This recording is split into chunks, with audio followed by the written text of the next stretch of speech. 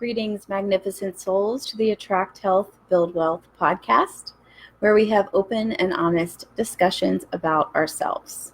This is a place where we break down, break away, and break through codependency, allowing ourselves to attract health, build wealth, and live a peaceful life. We are tired of being sick and tired. We are tired, but we are not giving up. We know that there is something magnificent inside of us because we are fighting daily, hourly, and by the minute, fighting ourselves, our kids, our spouses. We have to do things differently. We have to break the cycle.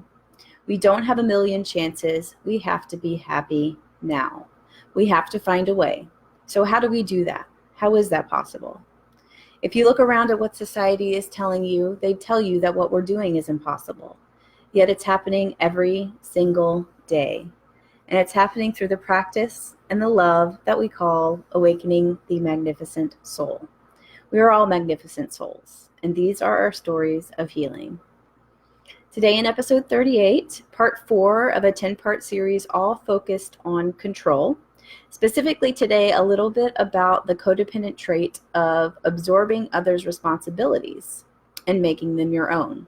But before we get into the discussion, don't forget to let me know your thoughts about this episode, any feedback you have, or anything you'd like me to cover on future podcasts at epiphanyvault.com.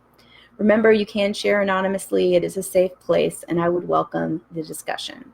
And thanks again to all who are writing in. I'm almost caught up with them, so send them over if you're feeling inspired. And again, thanks for all of those who have sent things through the Epiphany Vault. So today, on to today's topic. As I am exploring this topic of control, it just continues to solidify how much our control and codependency intermix. And honestly, little things that touch on control, my lack of control or a need to control something or someone pop up almost every day. And lately it's been going with the flow, like when things change unexpectedly. And I've always been the type to be proactive, to think 3 or 4 moves in advance. I just always have. But lately it's popping up in the way that I deal with these unexpected things I haven't planned for, unexpected happenings in my everyday world and with my interactions with people. And a lot of that has to do with control. And we know it's not a good feeling to feel out of control, which is why we try so hard to control our situations and environments, even though it really may be unhealthy. And it sounds kind of like an oxymoron, but it's true. And I'm just learning so much that codependency is about either overt control or concealed control, but it's all to the same end. Our control on both sides of codependency is mostly unconscious, like we've talked about before, but it is how we've been trained to deal in a world of fear and shame. To me, it's just so interesting to think about. Like, these were the things that I didn't know I was doing, but it makes sense now why I would take over others' responsibilities and make them my own. And the most poignant thing that I can speak of specifically when it comes to my codependent relationships and the theme of today is mental health. And just to note, the way that I'm thinking about mental health is our psychological and emotional well-being.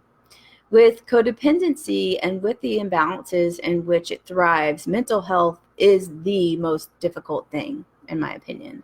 And from what I've seen, it is the thing that leads to other types of abuses: food, drugs, sex, gambling, etc. And when my emotional and mental health was not on point, I masked that with substances and other quote-unquote distractors because I couldn't stand to be in my own skin. In fact, my codependent relationships fit that bill too. It was a filler. It was a very, very, very, very, very, very unhealthy filler, very unhealthy for me filler, but a filler nonetheless, because I had not come to terms with myself, my shame, and my fear.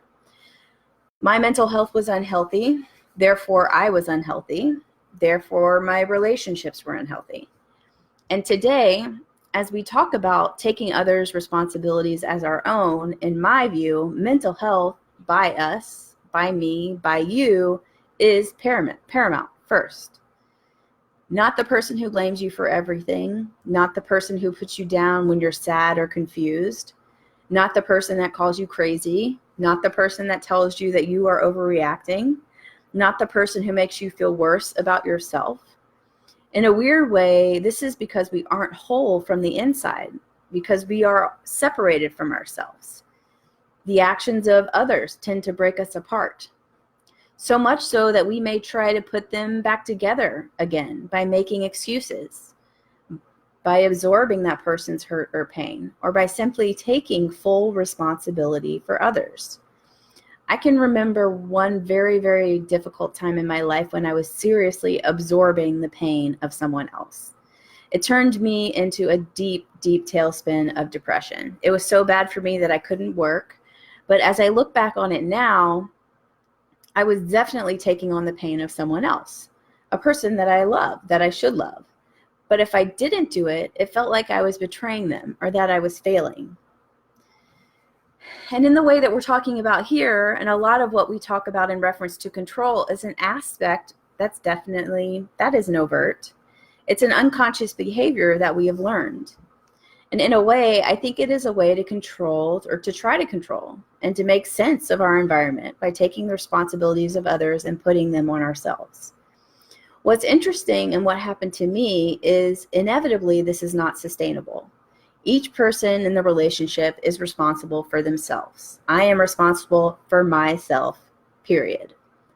Also, when it comes to responsibility absorption, and when you are on the submissive side of codependency, a lot of what we do is try to control the other's pain by taking it upon ourselves. We become martyrs, but we tear ourselves down, and sometimes we take pride in our sacrifices. But in the end, can we really control what our other person does, thinks, says? I don't think so. We can only control our side of things, our output, our input, our mental health, our mental wealth. And what's really interesting about this too is that the more that we take responsibility for and absorb, the more that we are enabling their behavior, their dependence, their irresponsibility. Point blank, we are not helping.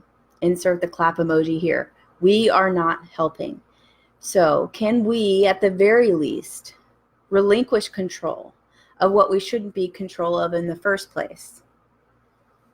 This is how codependency tears us away from ourselves. So let's take ourselves back first. Let's take ourselves back by claiming responsibility for us, not them. And that's it for today, magnificent souls. Living and loving.